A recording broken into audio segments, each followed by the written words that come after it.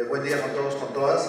Muchas gracias a la Cooperación Suiza por la invitación, a los colegas del Ministerio de Economía y Finanzas, señora viceministra, con la que solemos interactuar en varios de los avatares que enfrentamos todos los días en el Gobierno Nacional, gobernador de Cusco, otros funcionarios de gobiernos regionales que nos acompañan, con algunos de los cuales he conversado en el intermedio, colegas que recorremos estos caminos de la gestión pública y de los asuntos de finanzas públicas vinculados a ellos. Buenos días y gracias por la invitación nuevamente. Yo no sé qué esperan que hable yo, pero no voy a hablar de algo, por lo menos en un primer plano no parecería que es la misma materia del primer panel, pero retomando algo que dijo el ministro Oliva, nada de estas reformas de la administración financiera del sector público tienen sentido si no se expresan en más y mejores servicios públicos a la gente. Y además, más y mejores servicios a la gente en un país tan diverso y tan asimétrico como el Perú. Y quiero irme por ese camino porque les confieso que esa es la materia y el desafío con el que en el Viceministerio de Gobernanza Territorial tenemos que trabajar todos los días. Yo he vuelto ayer a las 3 de la tarde de Loreto, de estar en la enésima reunión con distintos segmentos de comunidades nativas de la Amazonía Baja del Perú. Y ahora a las 3 de la tarde vuelvo a partir para otro encuentro del mismo tipo, para alcanzarlo al presidente del Consejo de Ministros en una estación petrolera en medio de la provincia de Matate, en el Marañón. Me va a tener que soplar 7 horas de carretera para poder llegar ahí a la 1 de la mañana y poder abordar una reunión con otra comunidad indígena mañana en la mañana. ¿Por qué les cuento esto? Porque estas reformas son absolutamente necesarias y estoy convencido de eso. Y además es muy importante el nuevo ingrediente que se está colocando en la reforma en el sentido de su integralidad, de la articulación de los sistemas administrativos que maneja el Ministerio de Economía y Finanzas y como Betty ha puesto en su presentación algunos sistemas externos. Es bien sintomático que lo llames externos porque esa es una lectura muy MEF, o sea, lo que los rodea es externo.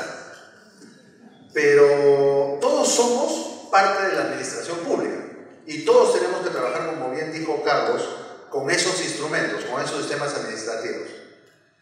Y claro, hay que incorporar tecnologías de información, hay que articularlos entre sí, hay que simplificar procedimientos, hay que asegurar la calidad de la información que sube y que baja, pero nada de eso tiene sentido si en la ventanilla de contacto del Estado con la gente ese encuentro no mejora. Y ese es el plano de la gestión pública donde nos movemos nosotros. Necesitamos de la eficacia y la eficiencia del Ministerio de Economía y Finanzas, pero si en ese plano las cosas no mejoran, yo personalmente como viceministerio de Gobernanza Territorial no me sirve la reforma. Y creo que tampoco le sirve a la gente a la que tenemos que servir, tanto el MEF, la Presidencia del Consejo de Ministros, los ministerios sectoriales y los gobiernos descentralizados. Prohibida la palabra subnacional por orden del Premier. Entonces, yo quería hablarles más de aquellas cosas que necesitamos nosotros desde la perspectiva del servicio público que nos entreguen esos sistemas administrativos. Porque esos sistemas administrativos a la gente no le importan. Esos son el back office del Estado. Tiene que funcionar bien, tiene que ser cada vez más modernos, tiene que articularse entre sí. Pero si eso no se expresa en un Estado más eficaz, efectivo en producir resultados, entregar servicios públicos, de ser más transparente, más rendidor de cuentas, no nos sirve o no nos sirve lo suficiente. Entonces, como seguro me va a faltar tiempo, quiero hablar de unas 3 dimensiones de ese desafío que es el que tengo que enfrentar todos los días con mi equipo y acompañado por equipos sectoriales o por equipos de gobiernos subnacionales. Una primera cosa que quería abordar es, para que esos sistemas se expresen en más y mejores servicios públicos, tenemos que resolver qué le toca a cada quien en la cadena de valor de los servicios, de los bienes y servicios públicos. Y eso en el Perú todavía tiene enormes desafíos de precisión y de aclaración. Toda la cadena para poder construir un producto público en el Perú está llena de pasos que yo creo que todavía son innecesarios o están mal organizados.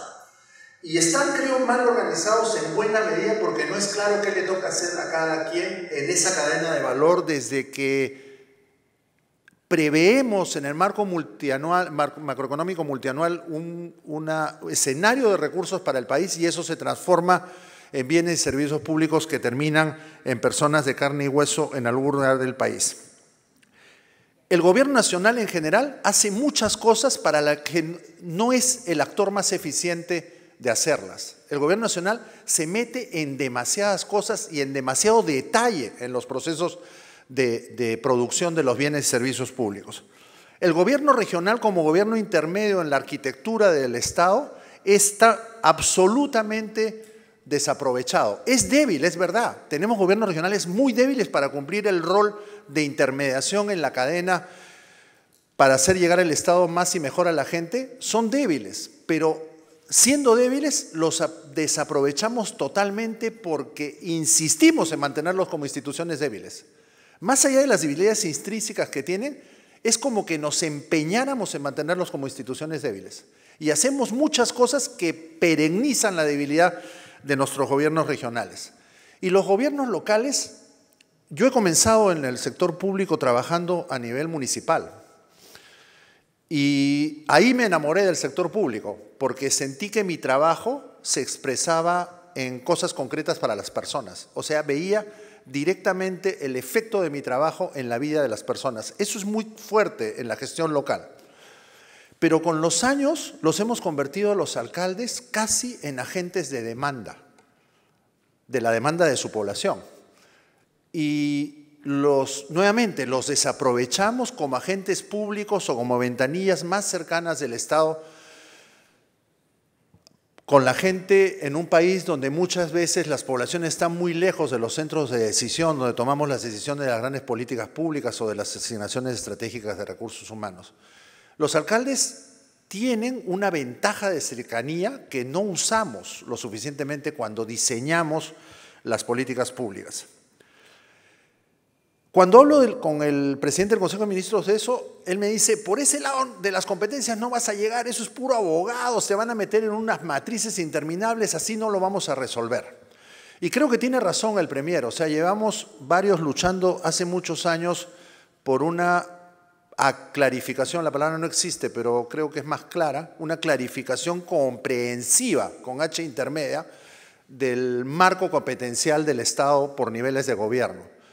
Creo que nos vamos a volver viejos y nunca vamos a lograr tener la matriz completa. Estamos insuficientemente organizados para tener la matriz completa. Creo que tenemos que trabajar por servicios y bienes públicos o políticas públicas específicas y en esas asegurarnos que las cosas estén más claras y que tengamos más clara la responsabilidad que le toca a cada uno. En el viceministerio, por encargo del premier, acabamos de hacer un ejercicio con un plan multisectorial multianual para atender el problema de heladas y friaje. Y ahí hemos empezado de una manera totalmente distinta a la que solemos empezar. O sea, teníamos un problema público. Claro, todo el mundo sabe, tenemos un problema en todos los inviernos en la zona andina de un descenso muy alto, muy grande de temperatura en todas las zonas por encima de los 3.500 metros sobre el nivel del mar y mucha población que sufre. Desde el 2014 estamos haciendo planes de lucha contra heladas que lo único que hacen es entregar abrigos y botitas. Y frazadas. Hay familias que tienen torres así de frazadas que les hemos entregado a lo largo de los años. Y no resolvemos el problema. Entonces lo que hicimos es pensar a partir del problema, identificamos 3 resultados, 7 productos y N intervenciones, y esas N intervenciones vinculan a un conjunto de actores públicos, nacionales, regionales y locales. Eso es lo que menos importa. Y en el nacional, muchos de los sectores, por lo menos la mitad de los sectores. Y lo que hemos hecho es una atribución muy clara de responsabilidades para esos 3 resultados y esos 7 productos. Y hemos podido prever recursos para 3 años y metas a cumplir para 3 años. Entonces el señor presidente sabe qué cosa puede dejar en esa materia al cabo de su periodo. Imaginemos que hagamos lo mismo, hemos querido hacerlo, pero en anemia no nos funciona tan bien, que es el ejemplo que ha dado el ministro Oliva. Porque ahí tengo una pequeña matiz de diferencia con Carlos. O sea, está bien los multimicronutrientes, pero esa no es la arena de la batalla que está haciendo que fallemos. La arena de la batalla está en los hogares, en las visitas domiciliares, en el acompañamiento de las familias. Por eso los multimicronutrientes no se reparten bien y no se consumen oportunamente. Entonces, el problema no es de las familias, es nuestro. Tenemos que encontrar una manera de organizarnos para que las familias hagan eso, que es lo que le conviene a sus niños. Y ese es un problema de política pública. El problema público es que las familias no están entregando oportunamente. Organicémonos para hacerlo. Pero a veces, en lugar de organizarnos para resolver ese problema público, predomina el sistema administrativo y su lógica predeterminada y homogénea para un país tan diverso como el Perú. Muchas veces, asegurarnos que las familias entreguen oportunamente el multimicronutriente a sus niños tiene opciones de política pública y de responsabilización de actores públicos distintas según región, según cultura, según nivel socioeconómico. Hacerlo en la ciudad de Lima no es igual que hacerlo en el Purús, no es igual que hacerlo en las alturas del Cusco, no es igual que hacerlo en la región San Martín. Puede haber ambientes de selva, pero con patrones de asentamiento de la población distintos, con vialidad distinta, con posibilidades de llegar a las familias distintas, con aglomeración de las familias distintas, y eso va cambiando la forma como el Estado tiene que organizarse. Tenemos que ser capaces de discutir esos problemas, y los sistemas administrativos tienen que servir esos problemas, para resolver esos problemas. El gobierno nacional, siempre decimos, su rol es rector. No tenemos claro qué cosa es rector y el gobierno nacional muchas veces confunde ser rector con actuar directamente. Cree que como los gobiernos subnacionales no lo hacen bien, mi papel rector es hacerlo directamente. Creo que no es porque los gobiernos subnacionales no lo saben hacer, es porque el gobierno nacional no sabe hacer otra cosa que ejecutar y no ha aprendido todavía a ser rector. El rector es el que orienta y para orientar tenemos las normas. Tenemos los recursos públicos, que son un muy buen instrumento para orientar y para condicionar que otros hagan lo que tienen que hacer. Y tenemos la construcción de capacidades. ¿Cuánto hacemos de manera orgánica y sistemática las entidades del gobierno nacional a nivel de usar los recursos públicos para orientar, de usar las normas para orientar y de usar los instrumentos de formación de capacidades para orientar a los gobiernos descentralizados a que hagan lo que tienen que hacer en cada cadena de valor? Poco. Lo que hacemos es competir con ellos ejecutando.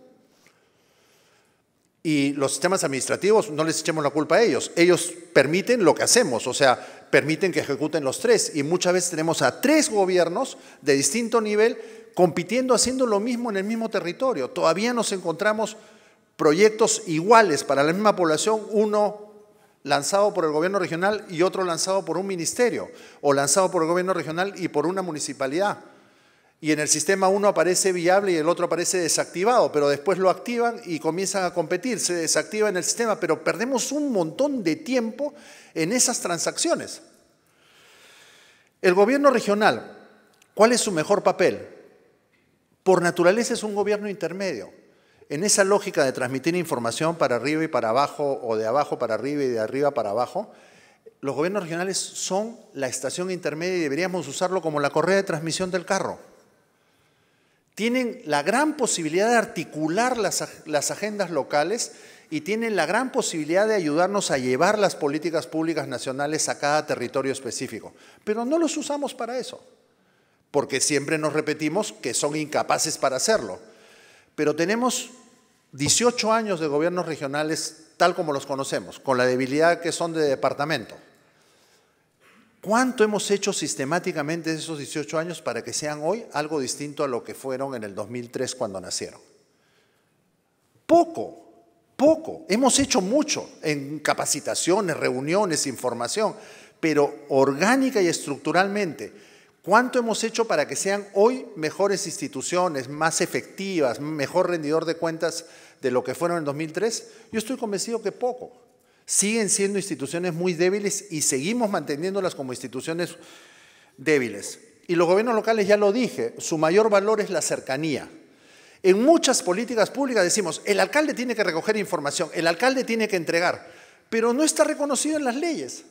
Y se los hacemos hacer sin darles plata para que lo hagan. Porque no hemos establecido claramente las responsabilidades que le toca a cada uno en la cadena. Entonces esperamos que el alcalde, en función de una cercanía que todos sabemos que tiene, haga funciones, pero no le reconocemos ni le atribuimos formalmente esas funciones. Y como no lo hacemos, después es difícil pedirle cuentas. Entonces, los 3 niveles tienen un rol mejor que los otros, una potencialidad particular para construir una cadena de responsabilización en la entrega de bienes y servicios públicos a la gente. Y ahí tenemos enormes desafíos usando ese rol potencial, rectoría, intermediación y cercanía, como el criterio que nos permita resolver el tema de responsabilización en cada producto o en cada bien y servicio público a entregar. No lo hagamos en todo, pero comencemos a hacerlo en aquellas prioridades que son de gobierno o en aquellas prioridades que son de Estado, poco a poco.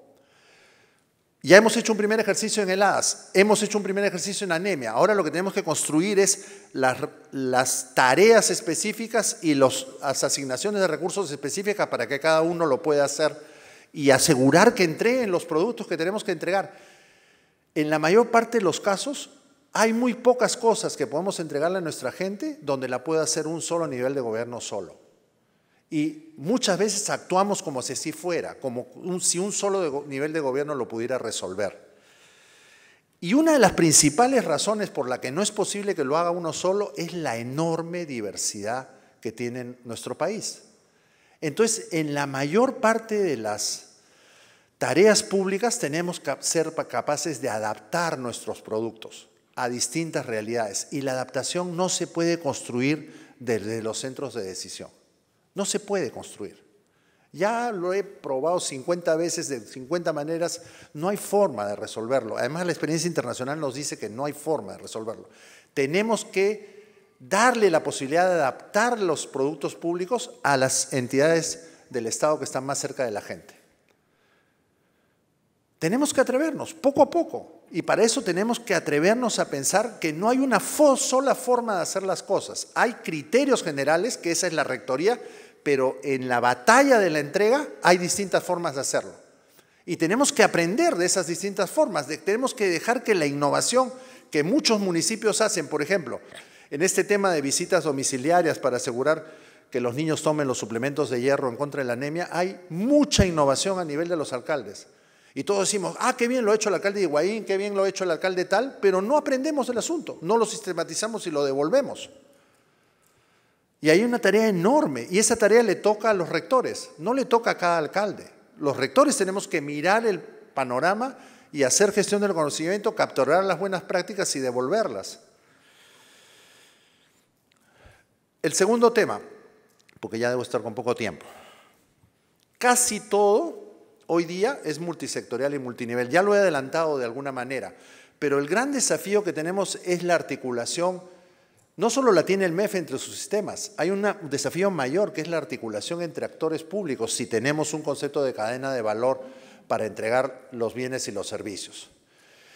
Y en ese tema, en general, hablamos de articulación intersectorial y hablamos de articulación intergubernamental, como si fueran dos cadenas que pueden funcionar por separado. En mi trabajo, en el día a día del viceministerio, todo el tiempo recibimos demanda de los territorios que genera la necesidad de articular a más de una entidad del gobierno nacional para poder encontrar una respuesta. Todo el tiempo llego de los viajes con la idea, tengo que formar un grupo de trabajo multisectorial para poder resolver este asunto porque no hay forma que lo pueda resolver con los insumos de un solo ministerio. De repente lo logramos y hacemos que un grupo de trabajo multisectorial logre emitir una propuesta, el plan de heladas y friaje. Lo hemos trabajado con todos los ministerios. Ahora, para devolverlo a la implementación, tengo que trabajar con N gobiernos regionales y locales. ¿Cómo hago que esos procesos se puedan articular en el territorio? Entonces, el gobierno nacional está haciendo los GORES ejecutivos, los MUNIS ejecutivos. Efectivamente, logramos discutir agendas territoriales, pero en el día a día de la gestión pública no basta con los GORES y los MUNIS ejecutivos.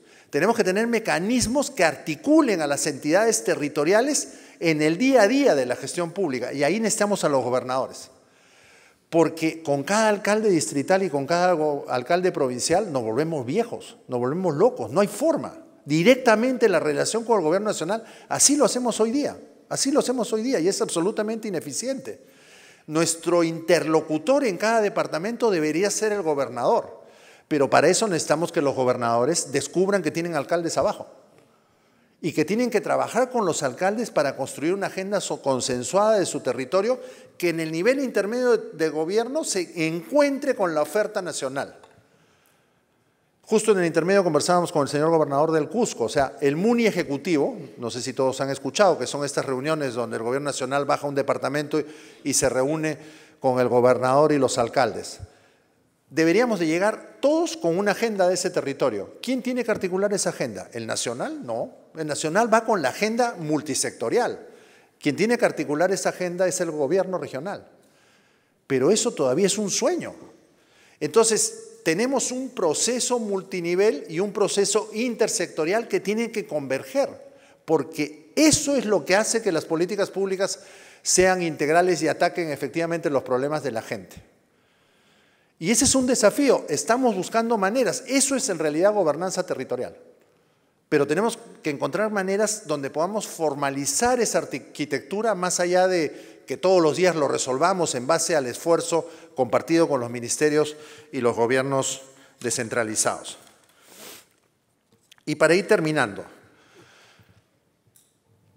estos asuntos de los que he tratado de compartirles, el tema de cómo nos complementamos y nos corresponsabilizamos a lo largo de las cadenas de valor de los servicios y los bienes públicos y cómo nos articulamos en la implementación concreta del día a día de la provisión, no logra funcionar porque hay enormes desafíos de capacidades, eso ya se ha tocado en el primer panel, en el Estado en general. Y entonces en el gobierno nacional siempre decimos, los gobiernos descentralizados no saben hacerlo, no tienen el personal adecuado, entonces mejor lo hago yo.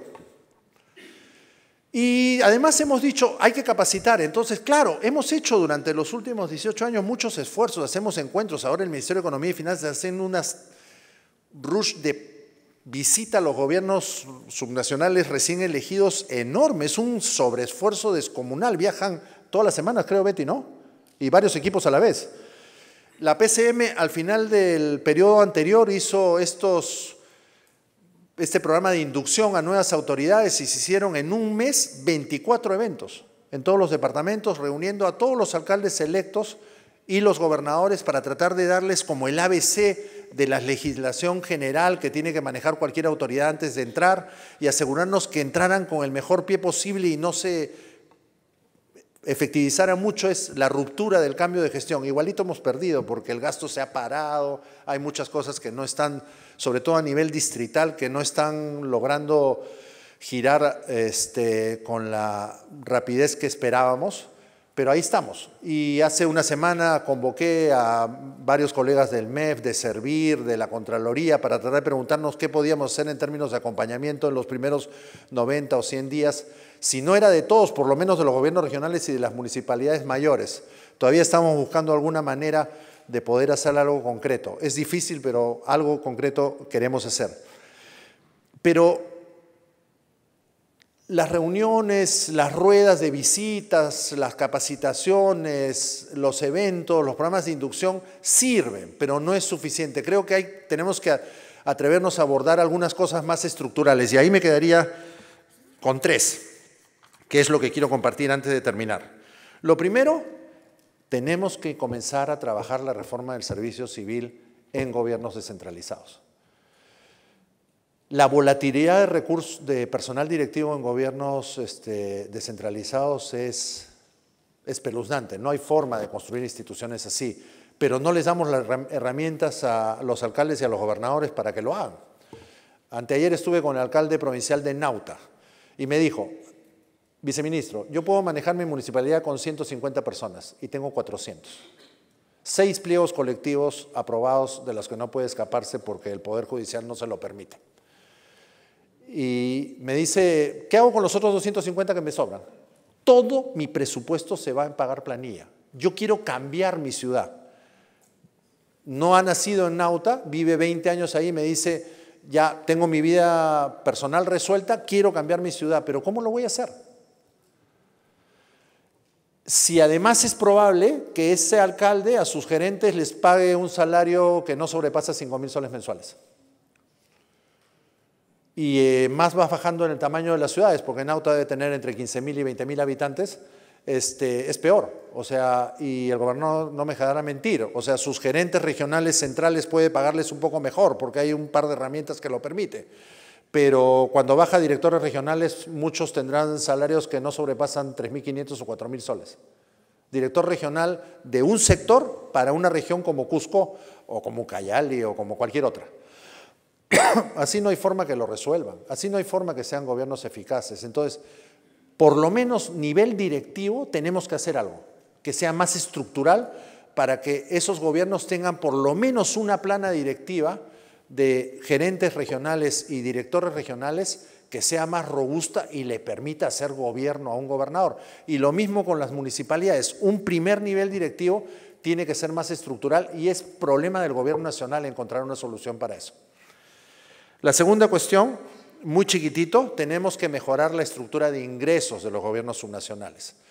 Y ahí, más allá que autonomía fiscal, yo preferiría hablar de mejorar un poco de colocar más incentivos a la responsabilización sobre los recursos que manejan. ¿Qué quiero decir con eso?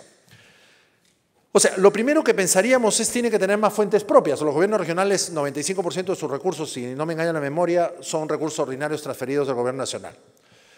Entonces, son recursos nuestros que les damos a ellos para que ejecuten. Entonces, el nivel de responsabilización que tienen es el que les imponen los sistemas administrativos, pero frente a sus electores, en realidad no es su dinero. Y estamos discutiendo mucho si algunas fuentes podemos comenzar a atribuirlas a los gobiernos regionales. Hay varias ideas, un pedazo o todo el impuesto a la renta a personas naturales, el impuesto a las pequeñas empresas, las chiquititas, esto que se llama régimen simplificado, que son fuentes que no son muy relevantes para el gobierno nacional, pero que podrían contribuir a generar ese mensaje. Sí, podemos hacer eso, pero los gobiernos locales tienen fuentes propias y eso no necesariamente está generando responsabilización por sí mismo. Además, nos genera una serie de problemas porque muchas veces programan gasto contra tributos que no recaudan y después se sobregiran, ¿no? Pero algo de eso creo que sí tenemos que hacer y tenemos que comenzar a pensar seriamente, por lo menos a los gobiernos regionales, alguna fuente propia hay que darles, pero con un mensaje claro de responsabilización sobre el uso de esos recursos y de rendición de cuentas por lo que hacen. Pero además de eso, yo creo que hay otras herramientas que pueden cumplir con el mismo efecto de colocar incentivos a la responsabilización, aunque no sean fuentes propias. Hoy día, grandes cantidades de recursos que reciben los gobiernos regionales y locales, ha cambiado un poco en el PIA de 2019, son transferencias que a lo largo del ejercicio entidades del gobierno nacional les hacen para finalidades específicas. Ese proceso, esa herramienta nos genera un costo de transacción enorme a todos. La cantidad de pasos que hay que recorrer para concretar una transferencia para un proyecto de agua potable, para una carretera, para un puente, para una electrificación rural, de un ministerio a una entidad subnacional que la va a ejecutar, es enorme. Además, comenzando por los cambios de ejecutoras, yo soy ejecutora para el perfil, yo soy ejecutora para el expediente técnico, yo soy ejecutora para la ejecución, cúmpleme el saneamiento físico legal, el instrumento de evaluación ambiental, etc., etc., etc. Ese proceso es un vía crucis. Para un pobre alcalde distrital tiene que venir N veces a Lima por proyecto para hacer trámites en los ministerios. ¿Por qué no convertimos todas esas transferencias, más allá de lo que se ha hecho este año, que es muchas de ellas ya colocarla en el presupuesto de apertura de las entidades subnacionales? ¿Por qué no comenzamos a construir instrumentos sectoriales, predecibles, con reglas previamente conocidas y recursos previamente conocidos que financian proyectos subnacionales y que los gobiernos subnacionales compitan o presenten sus proyectos? Compitan no necesariamente porque si no desfavoreceríamos a los más débiles. Ahí se pueden poner una serie de herramientas para compensar la desigualdad en capacidades, pero que sea más claro, esta plata es para financiar carreteras, esta plata es para financiar electrificación rural, esta plata es para financiar saneamiento rural, y que los gobiernos subnacionales sepan los requisitos y todos los años es como que abro la ventana para que presenten proyectos y vamos se cumplen los requisitos en la postulación, no en un vía crucis de trámites extendidos a lo largo del tiempo que generan N viajes de las autoridades a Lima recorriendo los pasillos de los ministerios y después del Ministerio de Economía y Finanzas. Porque los ministerios siempre su excusa es decir, ahora es problema del MEF. Y no es problema del MEF, muchas veces el problema está en la cadena sectorial. Y el otro tema es los mecanismos de incentivo, que existen algunos, existe el FED para gobiernos regionales, pero solo es para determinadas materias de responsabilidad.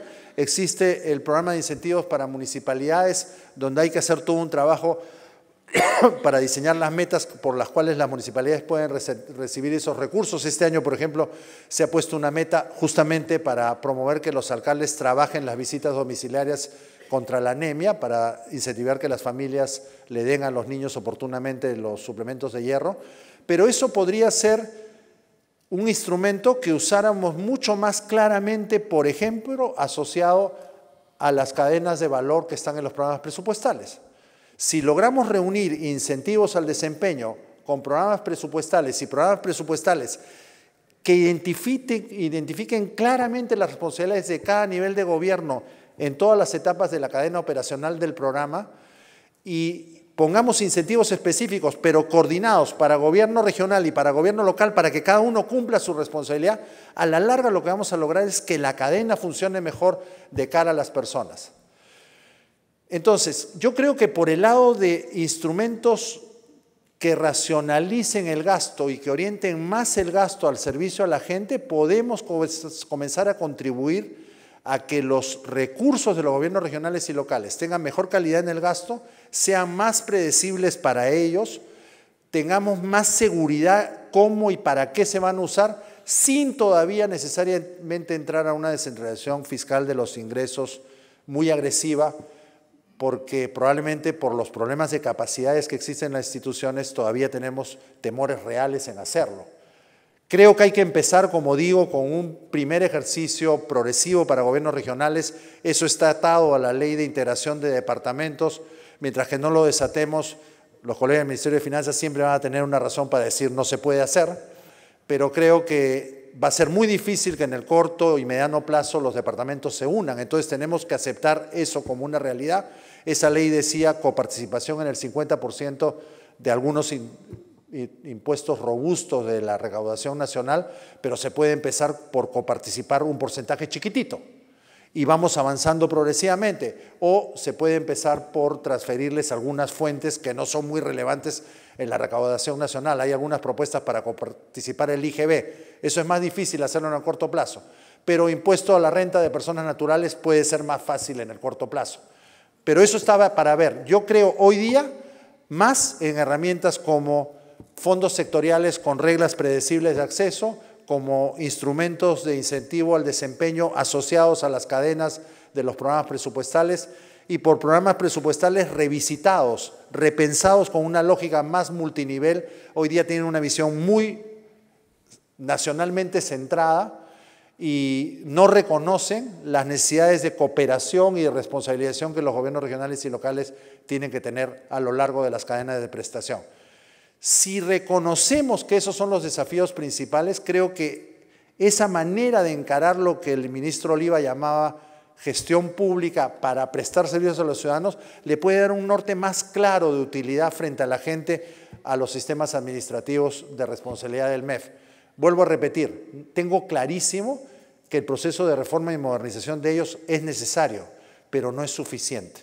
Creo que lo que va a hacer que sea suficiente es si logra expresarse en la capacidad de entrega efectiva del Estado de más y mejores servicios a la gente, allá donde ésta vive y con las características que ésta vive. Por lo tanto, con capacidad nosotros como Estado de adaptar nuestra oferta, no pedirle a la gente que se adapte a nuestra rigidez. Muchas gracias.